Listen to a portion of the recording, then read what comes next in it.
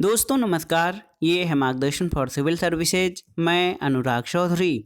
दोस्तों आज की वीडियो में हम सॉल्व करेंगे उत्तर प्रदेश उच्चतर शिक्षा सेवा चयन आयोग द्वारा आयोजित किए जाने वाले असिस्टेंट प्रोफेसर परीक्षा के लिए सभी अभ्यर्थियों के लिए अनिवार्य खंड सामान्य अध्ययन के महत्वपूर्ण प्रश्नों का प्रैक्टिस सेट। इसमें हम परीक्षा पैटर्न और पाठ्यक्रम के अनुरूप कुल 30 प्रश्नों को सॉल्व करेंगे, जो आपके आगामी परीक्षाओं के लिए बहुत ही उपयोगी है। दोस्तों प्रश्नों को सॉल्व करते समय हम उसकी व्याख्या भी करते चलेंगे ताकि आप आसानी से उन्हें समझ सकें और कुछ अन्य तथ्यों को भी जान सकें। तो आइए शुरू करते हैं। असिस्टेंट प्रोफेसर परीक्षा के लिए सभी अभ्यर्थियों के लिए अनिवार्य सामान्य अध्ययन के महत्वपूर्ण प्रश्नों का प्रैक्टिस सेट संख्या 10। दोस्तों आज के वीडियो का पहला प्रश्न देखिए, भारत में हड़प्पा का वृहद स्थल कौन सा है? ऑप्शन है आपके राखीगढ़ी, धौलावीरा, कालीबंगा या फिर लोथल। तो सही उत्तर आप जान लीजिए, भारत में हड़प्पा का वृहद स्थल राखीगढ़ी है और राखीगढ़ी हरियाणा के हिसार जिले में स्थित है। इसके अलावा दोस्तों मोहनजोदड़ो, हड़प्पा और गनवेरीवाला ये पाकिस्तान में हैं। राखीगढ़ी और धौलावीरा ये भारत में स्थित हैं, जो कि हड़प्पा सभ्यता के 5 बृहद स्थलों की श्रेणी में आते हैं। अगला प्रश्न है, निम्न में से कौन सा एक क्षेत्र 1857 के विद्रोह से प्रभावित नहीं था? देखिए झांसी, चित्तौड़, जगदीशपुर या लखनऊ। तो सही उत्तर क्या हो जाएगा? सही उत्तर है चित्तौड़, ऑप्शन बी। दोस्तों आप जानते हैं कि 1857 का जो प्रथम स्वतंत्रता संग्राम था, इससे चित्तौड़ प्रभावित नहीं था और विकल्प में अन्य स्थल जैसे झांसी, जगदीशपुर और लखनऊ इस विद्रोह के केंद्र थे। और इन केंद्रों की अगुवाई अगर जो देखा जाए तो झांसी में रानी लक्ष्मीबाई ने, जगदीशपुर में कुंवर सिंह ने और लखनऊ में बेगम हजरत महल ने इस विद्रोह की जो है अगुवाई या नेतृत्व किया था। अगला प्रश्न है, भारत की सबसे बड़ी तैरती हुई सौर ऊर्जा परियोजना की शुरुआत किस कंपनी के द्वारा की गई है? ऑप्शन देखिए एनटीपीसी, भेल, ओएनजीसी अथवा ओआईसी। तो सही उत्तर क्या हो जाएगा? दोस्तों सही उत्तर है एनटीपीसी यानी ऑप्शन ए। आप जान लीजिए कि राष्ट्रीय ताप विद्युत निगम ने भारत की सबसे बड़ी तैरती फ्लोटिंग सौर ऊर्जा परियोजना की शुरुआत की है और ये कहाँ पर है? तो आप जान लीजिए दोस्तों, भारत की सबसे बड़ी तैरती हुई सौर ऊर्जा परियोजना ये तेलंगाना के रामागुंडम में 100 मेगावाट की तैरती सौर ऊर्जा परियोजना है और इसका संचालन आप जान लीजिए एनटीपीसी के द्वारा किया जा रहा है।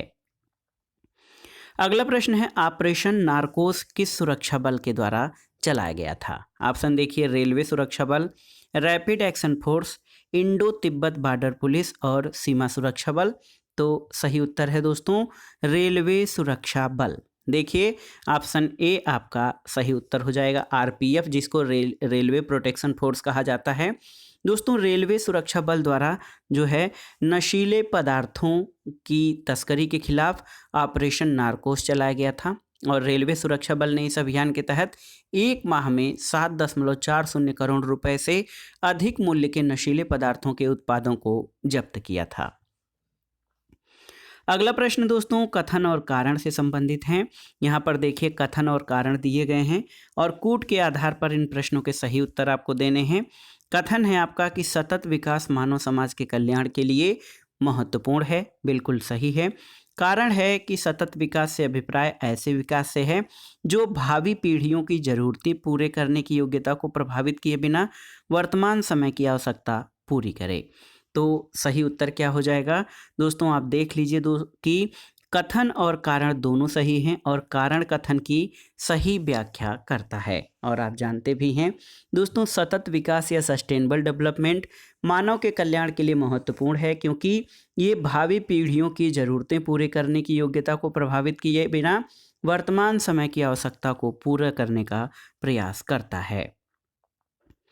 अगला प्रश्न है दोस्तों देखिए, वायुमंडल में उपस्थित ओजोन द्वारा निम्नलिखित विकिरण अवशोषित किया जाता है। तो वायुमंडल में उपस्थित ओजोन के द्वारा आप जानते हैं यूवी यानी अल्ट्रा वायलेट विकिरण, जिसको पराबैंगनी विकिरण कहा जाता है, ये अवशोषित किया जाता है। तो याद रखिएगा वायुमंडल में ओजोन द्वारा पराबैंगनी विकिरण को अवशोषित किया जाता है। और ओजोन के बारे में थोड़ा सा जानते हैं। ओजोन का फार्मूला O3 होता है और ये 3 ऑक्सीजन परमाणुओं से मिलकर बनने वाली गैस है। ये वायुमंडल में बहुत कम मात्रा में पाई जाती है। जमीन की सतह के ऊपर यानी निचले वायुमंडल में ये एक खतरनाक प्रदूषक है, जबकि ऊपरी वायुमंडल में ओजोन परत के रूप में ये सूर्य से आने वाले पराबैंगनी विकिरण या अल्ट्रावायलेट रेज से पृथ्वी को बचाती है। अगला प्रश्न है दोस्तों, निम्नलिखित में से कौन सा तंत्र सही सुमेलित नहीं है। यहाँ पर आप देख सकते हैं दोस्तों, महत्वपूर्ण प्रश्न है।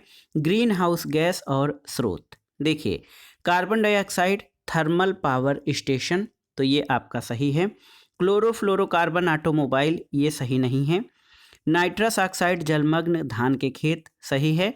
और सल्फर डाइऑक्साइड ईंट के भट्ठे। तो ऑप्शन बी आपका सही सुमेलित नहीं है। क्यों नहीं है तो आप जान लीजिए। क्लोरोफ्लोरोकार्बन, जिसको शार्ट में हम CFC कहते हैं दोस्तों, ये क्या करता है, ये क्लोरीन, फ्लोरीन और कार्बन से बना मानव निर्मित गैसीय या द्रवीय पदार्थ है, जो कि रेफ्रिजरेटर और वातानुकूलित यंत्रों में शीतलक के रूप में प्रयोग किया जाता है। और वायुमंडल में उपस्थित ओजोन के क्षरण का क्लोरोफ्लोरोकार्बन एक महत्वपूर्ण कारक है। तो क्लोरोफ्लोरोकार्बन दोस्तों प्रशीतक यंत्र या रेफ्रिजरेटर से उत्पन्न होता है, न कि ऑटोमोबाइल उद्योग से। अन्य विकल्प आपके सही सुमेलित हैं। अगला प्रश्न है दोस्तों, भारत में उपयुक्त पारिस्थितिक संतुलन बनाए रखने के लिए वनाच्छादन के लिए न्यूनतम संस्तुत भूमि क्षेत्र कितना है। देखिए, 25%, 33%, 43% या फिर 53%। तो सही उत्तर क्या हो जाएगा, 33%।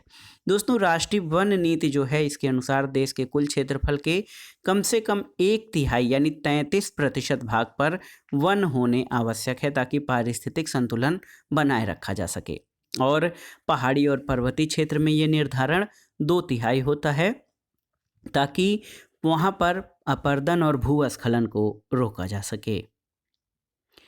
अगला प्रश्न बहुत ही महत्वपूर्ण है। देखिए, एक टेक्निक है पगमार्क तकनीक। तो आपसे पूछा गया है कि पगमार्क तकनीक का प्रयोग किया जाता है किसके लिए।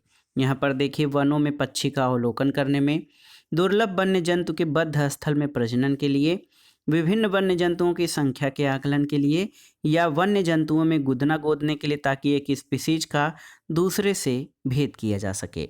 तो आप बताइए, पगमार्क तकनीक क्या है। तो उत्तर है दोस्तों, पगमार्क तकनीक विभिन्न वन्य जंतुओं की जनसंख्या के आकलन के लिए प्रयोग में लाई जाती है। और इस तकनीक में पशुओं के पदचिन्हों की संख्या के आधार पर विभिन्न वन्य जंतुओं की जनसंख्या का आकलन किया जाता है।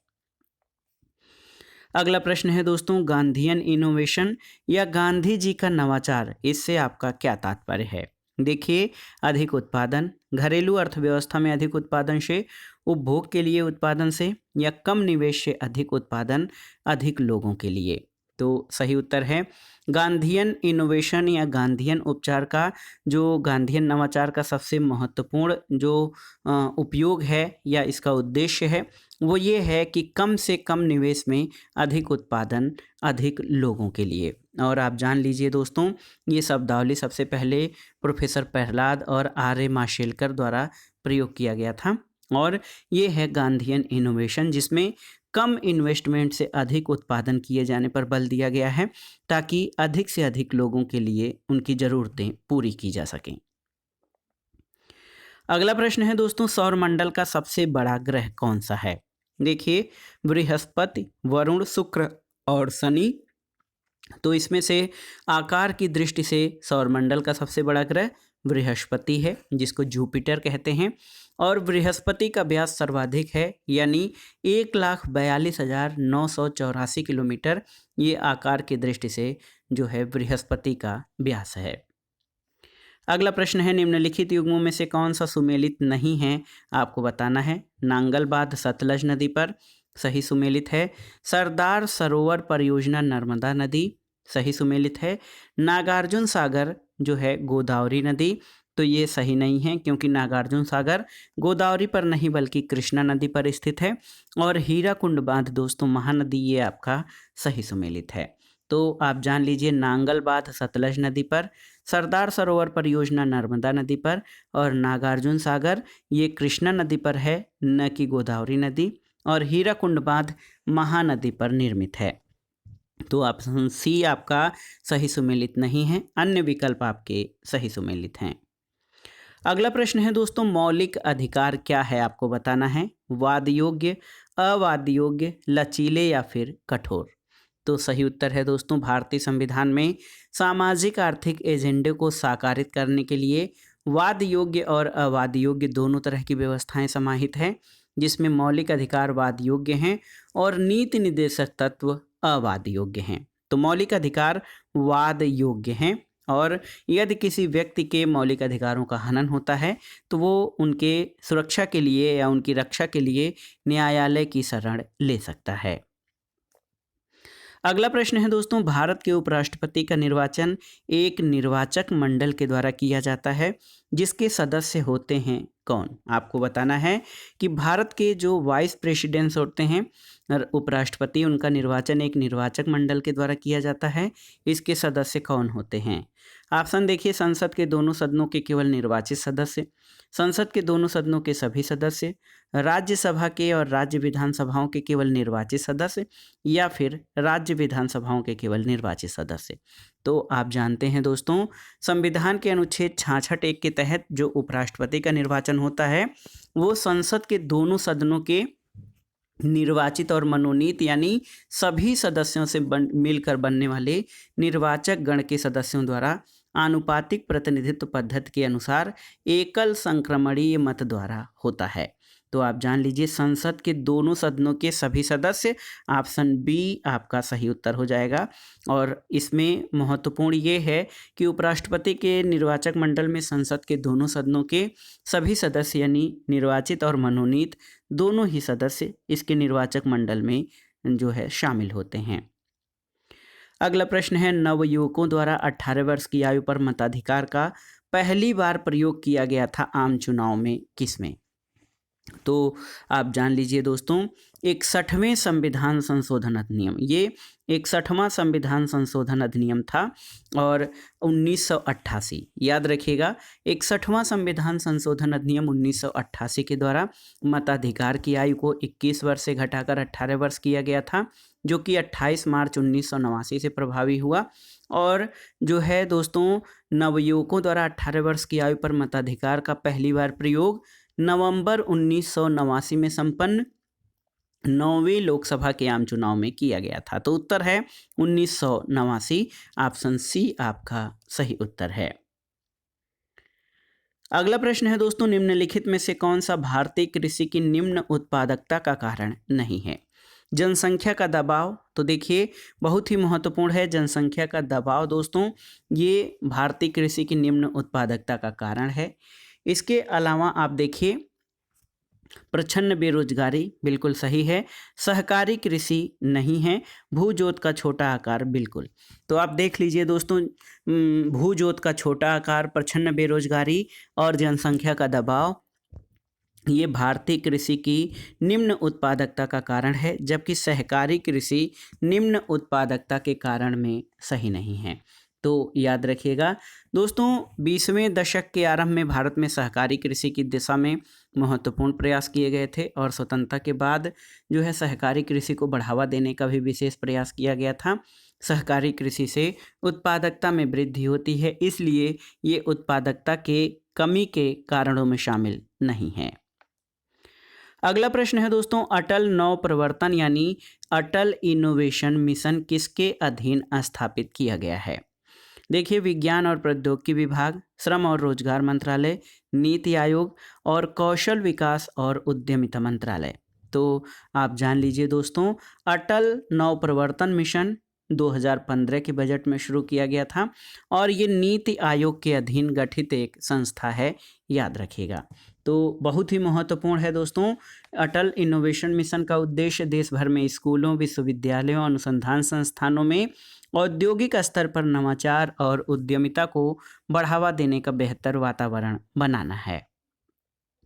अगला प्रश्न शोध अभियोग्यता पर है।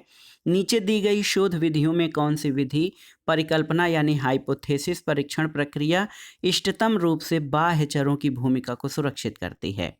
कार्योत्तर प्रणाली, प्रयोगात्मक विधि, ऐतिहासिक विधि या फिर विवरणात्मक सर्वेक्षण विधि? तो सही उत्तर क्या हो जाएगा? सही उत्तर है प्रयोगात्मक विधि। और आप जान लीजिए दोस्तों, ये बहुत ही महत्वपूर्ण प्रश्न है आपके लिए कि प्रयोगात्मक विधि जो है ये परिकल्पना परीक्षण प्रक्रिया इष्टतम रूप से बाह्य चरों की भूमिका को सुरक्षित करती है। अगला प्रश्न है, भारत में प्राच्य देशज अधिगम कार्यक्रम अंतर्गत अधिगमकर्ता की भूमिका सापेक्षिक रूप से अधिक सक्रिय मानी जाती थी, निष्क्रिय मानी जाती थी, तटस्थ मानी जाती थी या प्रछन्न मानी जाती थी?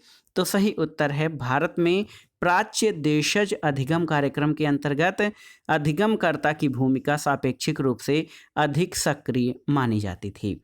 और आप जान लीजिए कि प्राच्य देशज अधिगम कार्यक्रम गुरुकुल प्रणाली जैसी भारत की प्राचीन शिक्षा प्रणालियों से प्रेरित था और इसमें अधिगम की प्रतिक्रियाओं में सफलता, कार्य के प्रकार, सीखने के लक्ष्यों की समझ और निर्देश प्रक्रिया के दौरान शिक्षक द्वारा प्रदान किए गए समर्थन की प्रभावशीलता से संबंधित है और इसमें अधिगमकर्ता अधिक सक्रिय भूमिका निभाते थे। अगला प्रश्न बहुत ही आसान सा है, बच्चों को पढ़ाने की कला और विज्ञान को क्या कहते हैं? ऑप्शन है पेडेगोगी, एंड्रागोगी, ए और बी दोनों या इनमें से कोई नहीं। तो सही उत्तर क्या है दोस्तों? सही उत्तर आपका हो जाएगा बच्चों को पढ़ाने की कला या विज्ञान को पेडेगोगी कहते हैं। ऑप्शन ए आपका सही उत्तर हो जाएगा। और आप जान लीजिए दोस्तों, बच्चों को पढ़ाने की कला और विज्ञान पेडेगोगी कहा जाता है और ये शिक्षण कार्य की प्रक्रिया का विधिवत अध्ययन है। और एंड्रागोगी क्या है दोस्तों? एंड्रागोगी का संबंध प्रौढ़ शिक्षा या वयस्कों के शिक्षण से है और ये वयस्कों को पढ़ाने की कला और विज्ञान है। अगला प्रश्न कंप्यूटर से संबंधित है। देखिए, सुपर कंप्यूटर की विशेषताएं पूछी गई हैं। सुपर कंप्यूटर ऑप्शन ए है मेन फ्रेम कंप्यूटर से आकार और प्रोसेसिंग क्षमता में छोटे होते हैं। इसमें हज़ारों माइक्रो प्रोसेसर होते हैं, ये बहुत सस्ते होते हैं या ये लैपटॉप के आकार के होते हैं? तो सही उत्तर है दोस्तों, सुपर कंप्यूटर बड़े साइज का कंप्यूटर होता है जिसमें हज़ारों माइक्रो प्रोसेसर होते हैं। दोस्तों, सुपर कंप्यूटर आकार में बहुत बड़े और तीव्र प्रोसेसिंग क्षमता से युक्त होते हैं और इन्हें विशिष्ट प्रयोजन के लिए विशेषज्ञ संस्थाओं द्वारा तैयार और प्रयोग किया जाता है। इसमें हज़ारों माइक्रो प्रोसेसर एक साथ जुड़कर डेटा को अत्यधिक तीव्र गति से संसाधित करते हैं। अगला प्रश्न है दोस्तों, अर्थमेटिक एंड लॉजिक यूनिट। पहला है गणितीय संक्रियाएं पूरी करता है, डेटा का संग्रह करता है, तुलनाएं करता है और निवेश युक्तियों के साथ संप्रेषण करता है। तो इसमें से कौन कौन सा अर्थमेटिक लॉजिक यूनिट यानी ALU के बारे में सही है? तो सही उत्तर हो जाएगा दोस्तों, अर्थमेटिक लॉजिक यूनिट जो है ये गणितीय संक्रियाएं करता है और साथ ही साथ तुलनाएं करता है।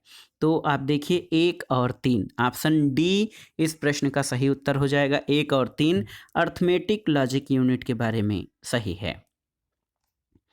अगला प्रश्न है दोस्तों, स्क्रॉल बार से हम क्या कर सकते हैं? स्क्रॉल कंप्यूटर के कीज में स्क्रॉल बार होता है, इससे हम क्या कर सकते हैं? नेट बंद कर सकते हैं, नेट ओपन कर सकते हैं, मैटर ऊपर या नीचे कर सकते हैं या मैटर डिलीट कर सकते हैं। तो सही उत्तर है मैटर ऊपर या नीचे। आप देख सकते हैं जो कंप्यूटर का स्क्रॉल बटन होता है इसमें हम मैटर ऊपर या नीचे अपनी सुविधा अनुसार कर सकते हैं। इसके लिए माउस के स्क्रॉल का उपयोग भी किया जाता है। अगला प्रश्न है दोस्तों, यदि किसी डोमेन नेम के आखिर में .edu.us है तो यह क्या है? एक अंतर्राष्ट्रीय संस्था, एक गैर लाभकारी संस्था, ऑस्ट्रेलिया में एक शैक्षणिक संस्था या अमेरिका यानी USA में एक शैक्षणिक संस्था? तो सही उत्तर क्या हो जाएगा दोस्तों? यदि किसी डोमेन नेम के आखिर में .edu.us है तो ये USA यानी अमेरिका में एक शैक्षणिक संस्था है, शैक्षणिक साइट है। .us डोमेन नाम जो है अमेरिका यानी यूनाइटेड स्टेट को चिन्हित करता है और .edu का अर्थ होता है एजुकेशन। तो इस तरह से .edu.us अमेरिका में एक शैक्षणिक संस्था का डोमेन नेम है। अगला प्रश्न है दोस्तों, एब्सोल्यूट में इंटरनेट पर फाइल का संपूर्ण पता होता है किसमें? जावा स्क्रिप्ट में, यूआरएल में, एक्सक्यूएल में या स्ट्रिंग में? तो सही उत्तर है एब्सोल्यूट यूआरएल। एब्सोल्यूट यूआरएल दोस्तों ये वेबसाइट एड्रेस है जो सभी computer system machine content information को समाहित करता है। संपूर्ण पता डायरेक्टरी और फाइल होता है। और एब्सोल्यूट एड्रेस दोस्तों ये स्थिर कंप्यूटर सिस्टम मेमोरी लोकेशन में होता है। एब्सोल्यूट लिंक ये नेटवर्क सर्वर पर मौजूद एक विशिष्ट फाइल के लिए डायरेक्ट हाइपर लिंक होता है। तो दोस्तों एब्सोल्यूट यूआरएल में दोस्तों ये इंटरनेट पर फाइल का संपूर्ण पता होता है। अगला प्रश्न है दोस्तों, हाल में भारत के पहले स्वदेशी पॉलीसेंट्रिक प्रोस्थेटिक घुटने कदम को किस भारतीय संस्थान ने अनावरण किया है? तो आप जान लीजिए दोस्तों, ये है आईआईटी मद्रास। भारतीय प्रौद्योगिकी संस्थान मद्रास ने दोस्तों आप जान लीजिए भारत के पहले स्वदेशी पॉलीसेंट्रिक प्रोस्थेटिक घुटना का अनावरण आईआईटी मद्रास ने किया है और इसका नाम है कदम। अगला प्रश्न है दोस्तों, हाल में किस वैज्ञानिक संगठन ने 65 एक्सो प्लैनेट की खोज के साथ अब तक कुल 5000 से अधिक एक्सो प्लैनेट यानी बाह्य ग्रह की खोज की है? तो ये कौन सा है? इसरो, नासा, स्पेसएक्स या इनमें से कोई नहीं? तो सही उत्तर है नासा। और आप जान लीजिए दोस्तों 21 मार्च 2022 में 65 नए एक्सो प्लैनेट की खोज नासा यानी अमेरिकी अंतरिक्ष एजेंसी द्वारा की गई है। अगला प्रश्न है दोस्तों, अप्रैल 2022 में भेजे गए अंतर्राष्ट्रीय अंतरिक्ष स्टेशन के लिए पहले निजी मिशन का नाम क्या था? तो उत्तर है एक्सियोम मिशन 1। और आप जान लीजिए AX1 जो है ये अप्रैल 2022 में भेजे गए अंतर्राष्ट्रीय अंतरिक्ष स्टेशन के लिए पहले निजी मिशन का नाम है। और ये मिशन 4 अंतरिक्ष यात्रियों को अंतर्राष्ट्रीय अंतरिक्ष स्टेशन तक ले जाएगा, जिसमें Larry Connor, Eytan Stibbe, Mark Pathy और एक्सियोम के उपाध्यक्ष माइकल लोपेज एलेग्रिया शामिल हैं। और ये ISS का पहला वाणिज्यिक मिशन होने के साथ साथ पहला निजी मिशन भी है। और 10 दिवसीय मिशन के दौरान मानव मस्तिष्क पर अंतरिक्ष के प्रभाव, अंतरिक्ष आवासों के लिए हार्डवेयर के विकास आदि पर अध्ययन और अनुसंधान किया जाएगा। अगला प्रश्न है दोस्तों, ज्ञान प्रबंध के लिए आवश्यक लेखा चित्र संघटक। देखिए, ज्ञान प्रबंधन के लिए आवश्यक लेखा चित्र संघटक और बुद्धि उपकरण का प्रकार क्या है जो दूसरों के साथ सहयोग से बनाए गए लेखा चित्र द्वारा अधिगमकर्ता की व्याख्या करने, प्रस्तुत करने और सूचना को व्यवस्थित करने में मदद कर सकता है? ऑप्शन है आपके अवधारणा मानचित्रण, अति उच्च मीडिया, भावभंगिमा प्रदर्शन और अपसारी प्रश्न। तो सही उत्तर क्या हो जाएगा दोस्तों? सही उत्तर इसका हो जाएगा अवधारणा मानचित्रण। तो आप जान लीजिए एक अवधारणा मानचित्र एक आरेख या चित्रात्मक उपकरण है जो अवधारणाओं और विचारों के बीच संबंधों को दृष्टिगत रूप से प्रदर्शित करता है।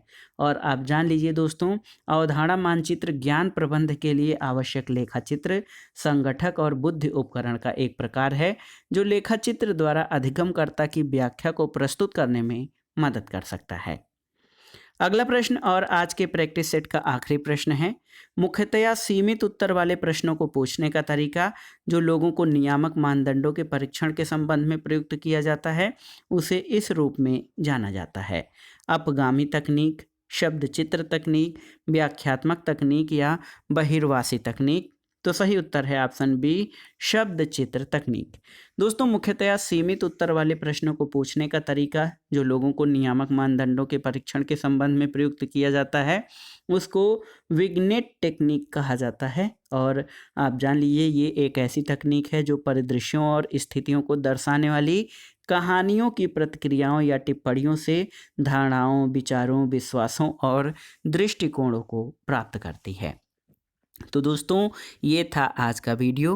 उत्तर प्रदेश उच्चतर शिक्षा सेवा चयन बोर्ड सेवा चयन आयोग द्वारा आयोजित किए जाने वाले असिस्टेंट प्रोफेसर भर्ती परीक्षा के लिए सभी अभ्यर्थियों के लिए अनिवार्य सामान्य अध्ययन के महत्वपूर्ण प्रश्नों का प्रैक्टिस सेट जो आपके आगामी परीक्षाओं के लिए बहुत ही उपयोगी है। आप इन प्रश्नों को तैयार कर लीजिएगा।